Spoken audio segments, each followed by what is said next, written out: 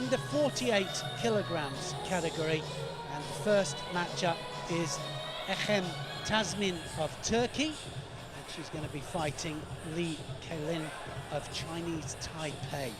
So this is always the worst moment, because you're waiting for everybody to kick it all off and just waiting to get going. You've done your warm-up, sometimes a little bit too long a delay in between by the time you've walked through that tunnel there, and then get to the atmosphere of the crowd, and then you've just got to try and cope with it. And just imagine that you're alone on a desert island, but certainly alone anyway, and not to be affected by the people on the outside, especially if they get vocal. It can send you a little bit. It can detract from the jobbing hand.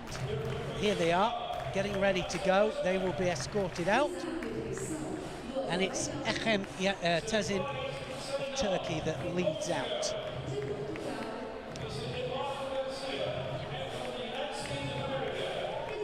Kai-Lin of Chinese Taipei follows. TASIN is going to be wearing the white judo gi. Kai-Lin is wearing the blue judo gi. The importance of the judo gi, of course, is all about the gripping, how we grip up, when you grip up, how you control it throughout the contest, and how you control the throwing actions or the groundwork actions all the way through the judo contest. So very, very important. And you'll see how important it is here now, especially with visually impaired judo, which is what is in the Paralympic Games. It's visually impaired, that's why they are escorted onto the mat. There are 3 different classifications of blindness, if you wish, and they are B1, which is, as you could say, totally blind. They can't see at all. Sometimes that means without sound as well. They're sometimes deaf as well. And the B2 and B3 classifications are in fact restricted eyesight, and that could mean anything from shapes or light, and it can make a difference depending on the light, of course, of the stadium itself. So that's why sometimes they search for the light and try and get some kind of view of their opponent, unless they're a B1, of course. So here they go. They're going to be gripped up, and in between every mate, they're gripped up, and we're off. So Hajime begin, and it's 4-minute contest for the ladies. This is a bronze medal match in the under 48 kilograms category. Drops in Aggie straight away from Kai-Lin of Chinese Taipei. Tries to drop right the way underneath with a shoulder throw. TASIN tries to follow it down to the ground. 4 different ways of winning in judo. First one is to throw them flat on their back with impetus, with force. That's Ippon. But we get points depending on how closely we do that. I'll point that out as we carry on. The other 3 ways, by holding your opponent down on their back for 20 seconds. We also score if you hold them for 10 or 15 seconds. Again, I'll explain that as we carry on. Arm lock or strangle for a submission are the other 2 ways. That's going to be a score. Straight away onto her side there. Dropped underneath for the shoulder throw. Kai-Lin opens up the account. Drop shoulder throw, drop Sianagi.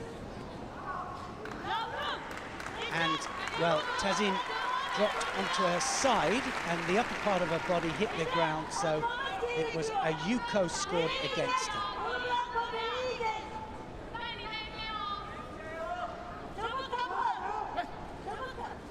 The referee telling them to adopt a good stance before he says Hajime, which is start. Because immediately, of course, when he starts the contest, they go into defensive posture.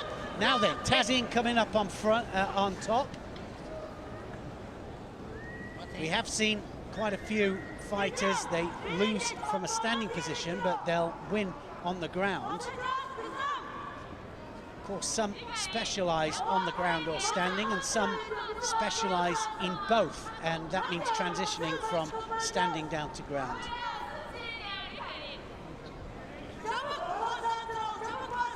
Two bronze medals in judo tournaments. It's all about winning your side of the draw. And a change of direction there from Lee.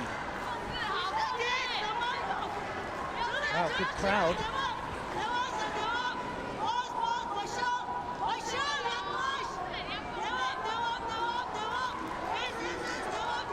So the referee will only allow it to carry on for a certain amount of time on the ground, then he'll stand it up. It has to be progressive. That's not progressive. He needs to stand that up, I would have said. So time can be spent on the ground, sometimes wasting time, especially if you're winning the match.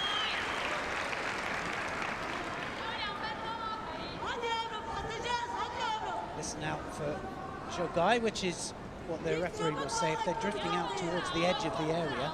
One of us see, of course, so it's one of the commands, or one of the referee's sign. That's going to be another Yuko, 2 Yukos there. Lee goes up by 2 Yuko scores. But TASIN by no means giving up here.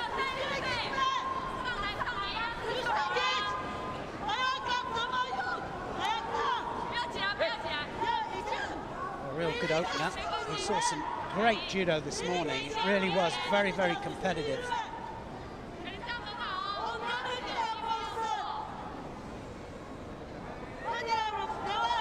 A lot of this is about feel.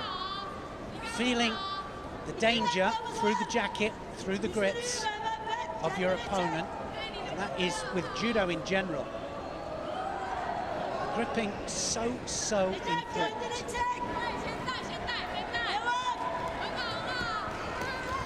Now, is that going to be another one? Not quite. Just manages to stop the turn. Doesn't turn onto her back there, TASIN. Not giving up, is she? Fighting hard. 1 minute 35. 4 minutes, and it's an actual 4 minutes as well. That clock stops every time. It's a mate. Come back to the middle, start again. The only time it'll go longer is sometimes if the score is equal, it'll go into a golden score situation, and then we have seen situations where the contest can go twice as long, if not a little bit more than that. So it can go ad infinitum as long as they're attacking and not infringing any of the rules, and nobody gets a penalty of any kind, or nobody scores, then golden score can go on and on.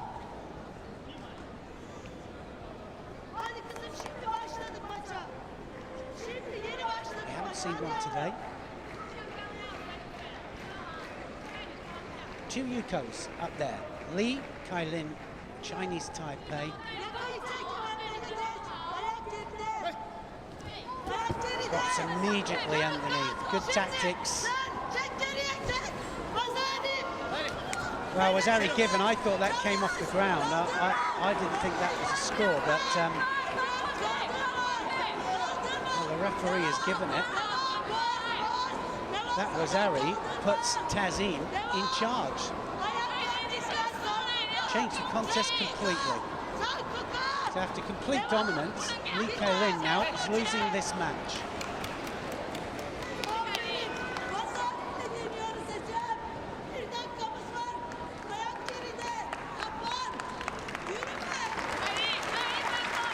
You can see there that TASIN's coach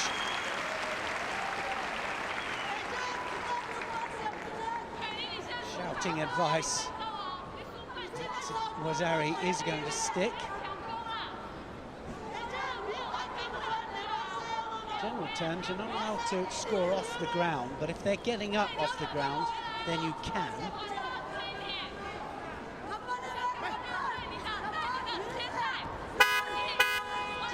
So that buzzer just indicating the last minute of this contest. So it can also indicate slight change in pace, especially if you're down.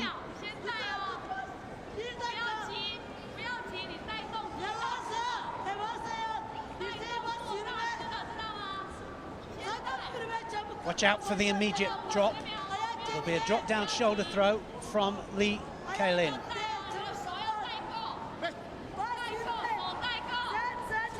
She needs a big score. One was Ari would do it. Well, that's got to be a penalty, surely, because TASIN just dropped onto her hands and knees there. A bit of leeway given for these athletes, certainly on the edge. That might be all over now. That's going to go into a hold down, and TASIN is going to waste that few seconds there. Has she gone to the arm? She might have gone onto the arm. Trying to apply pressure to the arm. She's wasting valuable seconds. 8 seconds to go. It's being counted down. 6 seconds left on the clock, and this is virtually all over.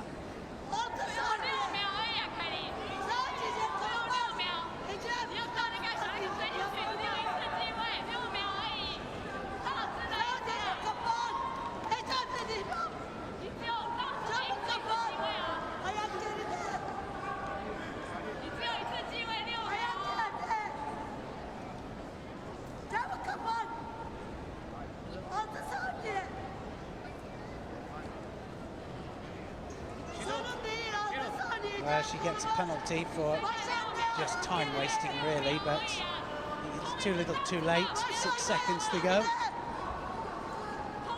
Sometimes giving a penalty at the wrong time doesn't do anything. That was very close there, it really was. Kai-Lin, one last attempt, doesn't quite happen.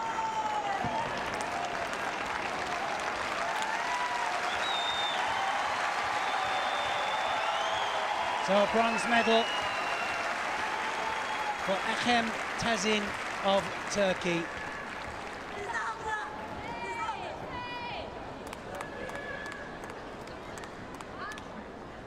Fifth place for Kai-Lin. Not where she'd like to be, but still a good result.